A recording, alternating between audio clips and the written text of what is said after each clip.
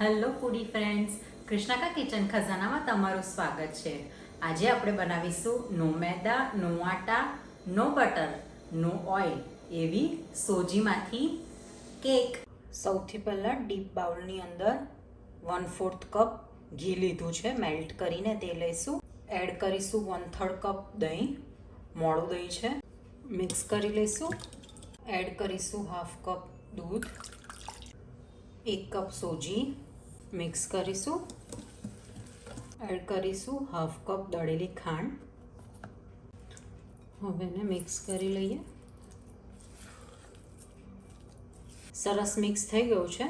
હવે આપણે ઢાંકીને અડધોથી પોણો કલાક સુધીને રેસ્ટ આપીશું.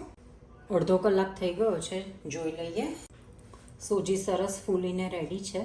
હવે એડ કરીશું 1 કપથી થોડુંક ઓછો માવો, 1/2 ટીસ્પૂન ઇલાયચી powder, 1 teaspoon baking powder, 1/2 teaspoon vanilla essence લઈશું આપણે, 1/2 ટીસ્પૂન ઈનો લીધો છે. હવે પ્રોપર મિક્સ કરી દઈએ.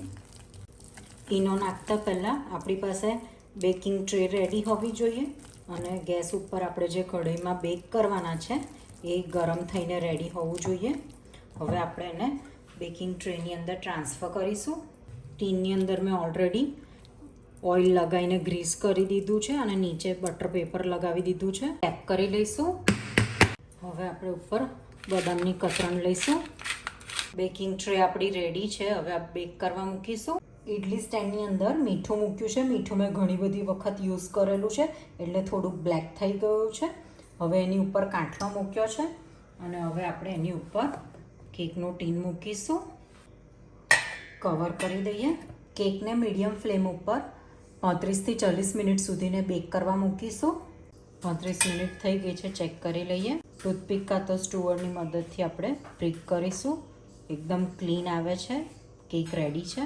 કેકને બહાર કાઢી લીધી છે. 5 મિનિટ બહાર એમને રવા દીધી હતી. હવે આપણે સાઈડ એની ક્લિયર કરી દઈશું. હવે ડીશ કાં તો આવી રીતના મેં ચોપિંગ બોર્ડ લીધું છે, એને પલટાવી દઈશું. ટીનને રિમૂવ કરીશું. બટર પેપર રિમૂવ કરીશું. એને પલટાઈ દઈએ ડેલિકેટલી.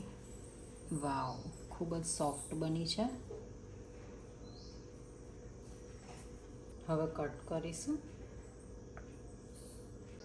વાવ, લુક એટ ધ ટેક્સચર. બહુ જ સોફ્ટ થઈ છે. જ્યારે બેક થતી હતી ત્યારે સ્મેલ પણ ખૂબ જ સરસ આવતી હતી.